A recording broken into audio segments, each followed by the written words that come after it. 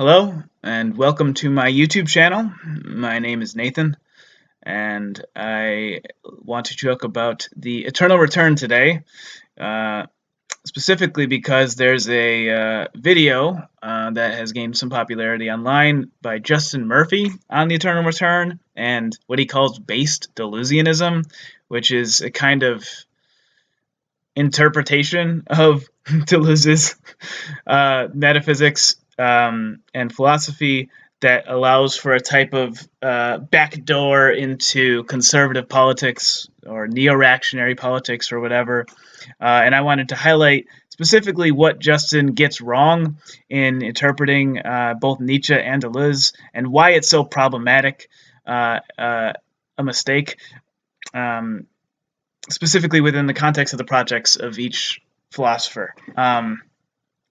So to quickly recap, Nietzsche is trying to reconceive human decisions and the way that we live our life after the death of God.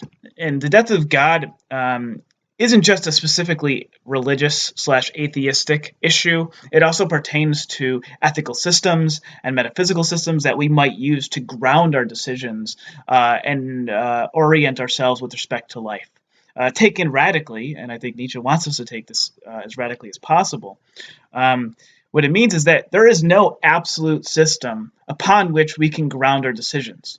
There are no absolute obligations in life anymore. It's just you and the void. And that's all that's left. Nietzsche's imagery for the individual is a rope suspended over the abyss, which is telling for the lack of groundedness that is essential to a properly Nietzschean understanding of the eternal return. Now, Deleuze wants to interpret the eternal return in his own unique way, pertaining to a similar project which replaces a type of grounded metaphysics that we might see with what he calls the metaphysics of representation with a new rhizomatic metaphysics, which has no grounding. And when you think of what a ground is, metaphysically speaking, it's a type of element independent of our will, of our decision-making process, upon which we can ground something, our decisions, our choices, right? So it isn't that I am choosing to behave in this way, it's I'm behaving this way because God says it's the way I have to behave, or because I have some Kantian categorical imperative that makes it so I have to behave in this way, right? So in the Nietzschean Deleuzian project, absolute obligations have no place anymore. Right, there is nowhere to turn to ground our decisions. So how do we make decisions? Well, we make them while suspended in the void. Nietzsche talks about the image of man being a rope suspended over an abyss, right? And this is the image in the sense that we are our own grounding, which is probably a poor way of saying it, but we are rhizomatic in nature is how Deleuze is going to further interpret it, in the sense that we can't rely on anything. We have to continually rethrow the dice in our life's decisions. So the Deleuzean notion of the dice throw is a reconceptualization of decision-making in the sense that what returns to us over and over in life is the impetus to recast our dice in the sense that we are making decisions. When you roll the dice, you have to there's a certain degree of uncertainty entailed in it because there's a certain degree of chance, and you have to understand that chance is entailed in the decision-making process. And then you have to, when things don't go the way you want them to, avoid resentment with respect to your decision-making process and embrace the type of fate that has been handed to you. So now, what's importantly problematic with Justin Murphy's interpretation of the dice throw is he's trying to backdoor some conservative obligations to traditional values that you have to adhere to when in your decision-making process. And the way he does this is by saying, when you make a choice in the past, the obligation carries forth so that you have to adhere to it in the future. And the strange example that he gives is of a romantic relationship. So he gives an example of two lovers who are in high school and fall deeply in love. And he says, well, you're in love. You have to marry that girl. Okay, let's presuppose that you have to marry that girl. You don't. but let's just say that you do, and you marry this girl, and you live for like 5 years, and then 5 years later you realize, holy shit, we're nothing alike. We've become very different people, and I don't really want to be with this person anymore, right? So Justin Murphy is trying to say that if you decide to get a divorce, or you cheat, or you leave the relationship, that's like you're breaking a past obligation, which is, I guess, technically true in the sense that you made vows. You're breaking those vows. But the problem is the return of the dice throw entails the fact that you in the present have to continue to make choices. You cannot turn to past decisions as crutches to suspend or ground your future decision-making processes. In order to authentically remain in that relationship, in order to develop and turn that marriage into a creative, authentic endeavor, you have to reaffirm at every moment your commitment to that marriage, which also entails the possibility that you can leave it at any moment. All right. The moment you refer to an obligation as something that is inherently entailed in your decision-making process is the moment you defer the weight of genuine decision-making to some ground. And it's funny because Murphy refers to this Deleuzean Nietzschean dichotomy as a radically grounded, culturally conservative mode of philosophy that is beyond ideology. All these things are false, by the way. It's not true, okay? The idea of trying to find groundedness in Nietzschean or Deleuzean philosophy is, I mean, it would just be missing the entire point of Deleuze's and Nietzsche's philosophies. It's just so wrong, it's hard to even get into how wrong it is. But needless to say, if there is any groundedness, you're not Nietzschean. You're not being Deleuzean. There is no ground. That's the death of God. There is no ground, okay? And the reason why there is no ground is because you cannot just say, well, I have an obligation to you, or I have to stay with you out of loyalty. No, that's inauthentic because you're not validating the decision through your own individual affirmation, your own individual will, which is always going to come back to you time and time again. You have to. That's the key to the eternal return. The type of microcosmic eternal return is that the impetus to decide returns to you in time over and over again. There is no obligation. There is no genuine commitment in life. Commitment does not exist in the absolute sense. Commitment is only the result of similar choices made over time again. The repetition over time of individual choices adds up to what we might call commitment. But if you're trying to avoid the necessity of making the choice over and over again in an authentic sense and defer to some past choice, some obligation to stay with someone despite the fact that you're not happy, well, that's not an authentic decision. That's inauthentic. So, if we want to see this imagery played out, specifically of leaving the past behind, we can turn to Thus Spoke Zarathustra. It's in probably like the second primary scene when Zarathustra first descends the mountain and comes upon the town, and he sees the man, the acrobat, on the tightrope above the crowd, and he's doing his performance, you know?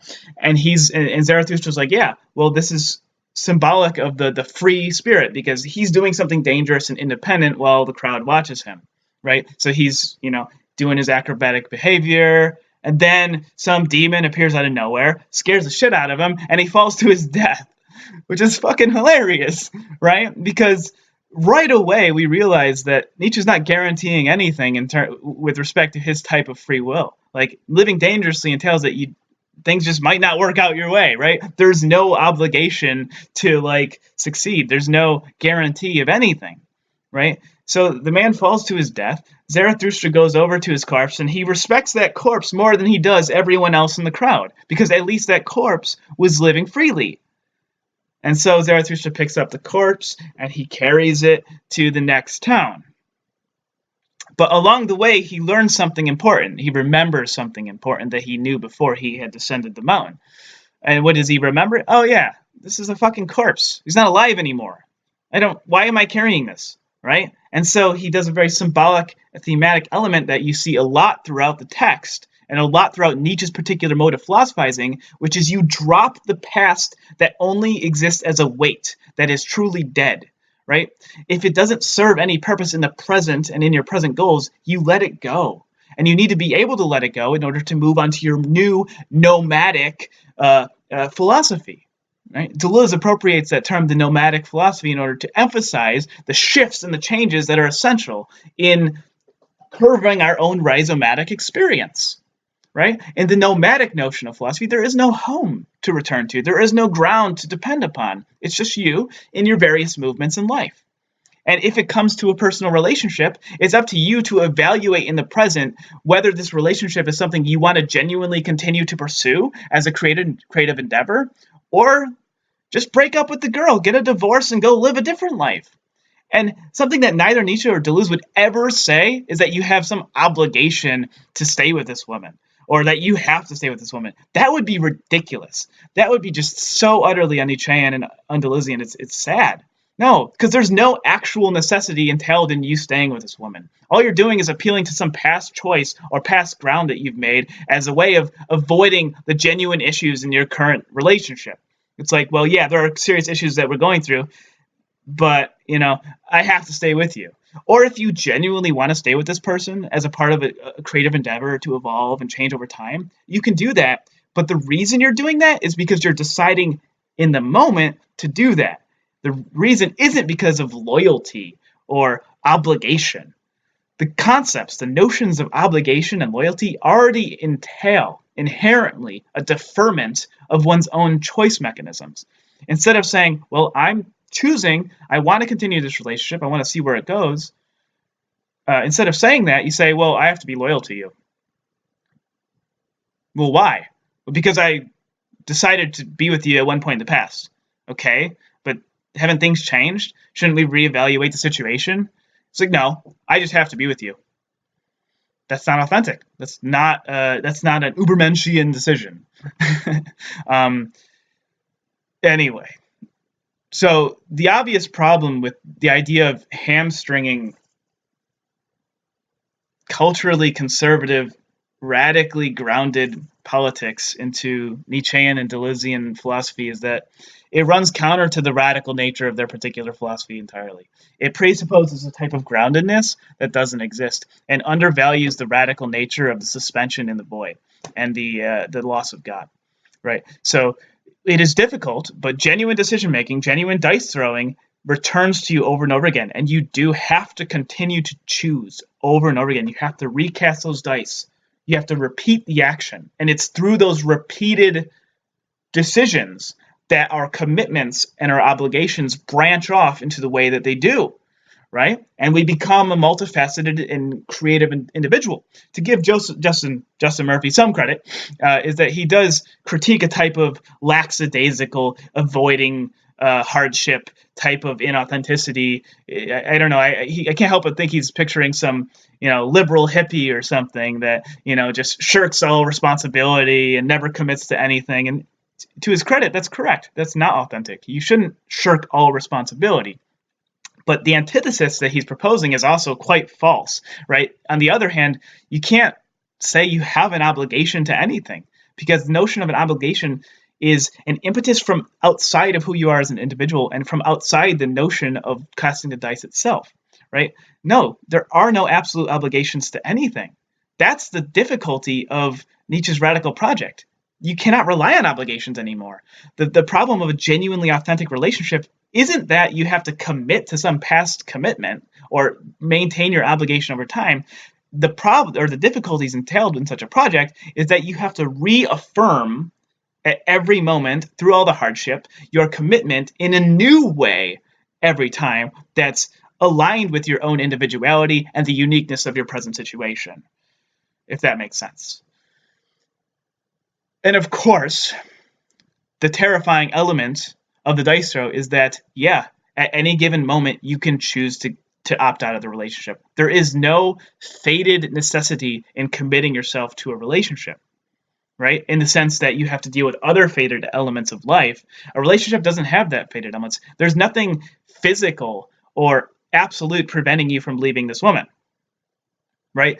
Now, let's say I throw the dice in some other situation, and let's say I'm young and I sleep around, and maybe I don't use a condom, and I get a venereal disease or some shit like that. Well, okay, I mean, there's probably no going back from that. That's a fate. That's a fated situation, right?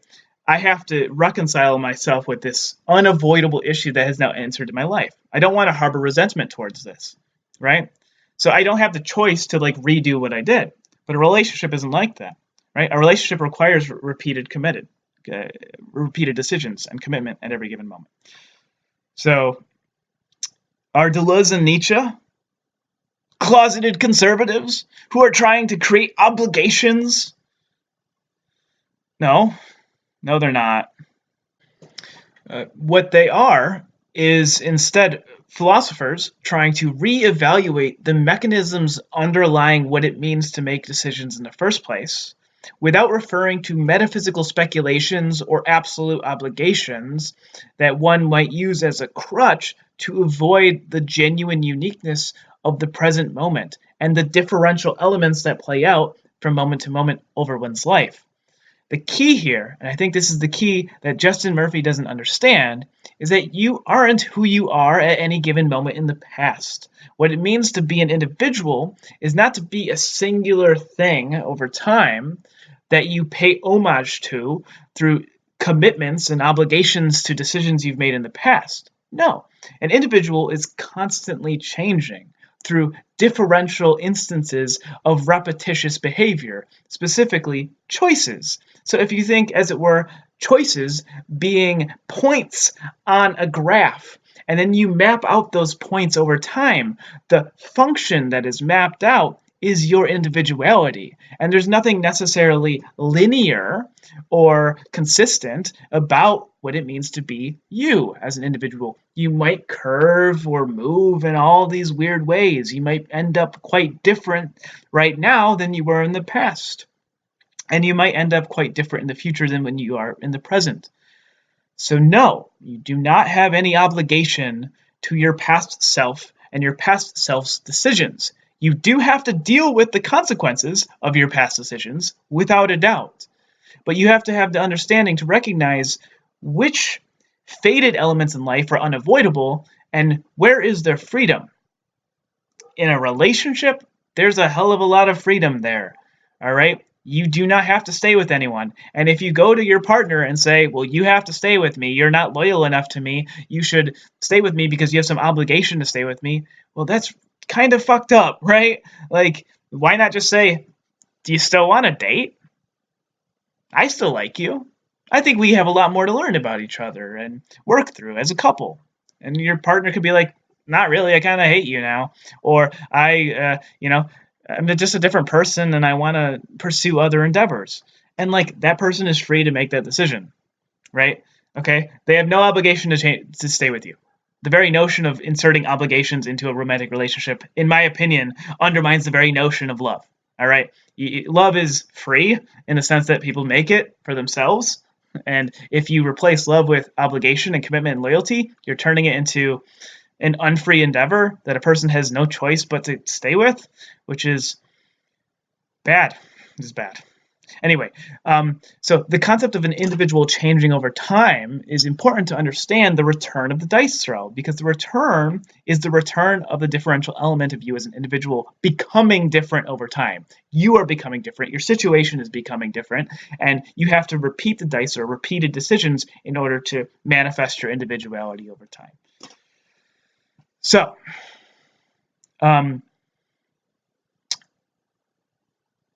is it possible under Nietzschean philosophy to stay with your lover throughout an entire lifetime, committed? Yes. But whether it's an authentic commitment or an inauthentic commitment is going to hinge on the reasons why you convince yourself to stay with this person, right? If you stay with this person because you feel like you have an obligation to live out some decision you made in the past, and that regardless of what happens in the future, you have to stay with them no matter what, till death do us part, in the name of God, that's an inauthentic decision because you're deferring the authenticity of the choice to some higher power or some past self or decision.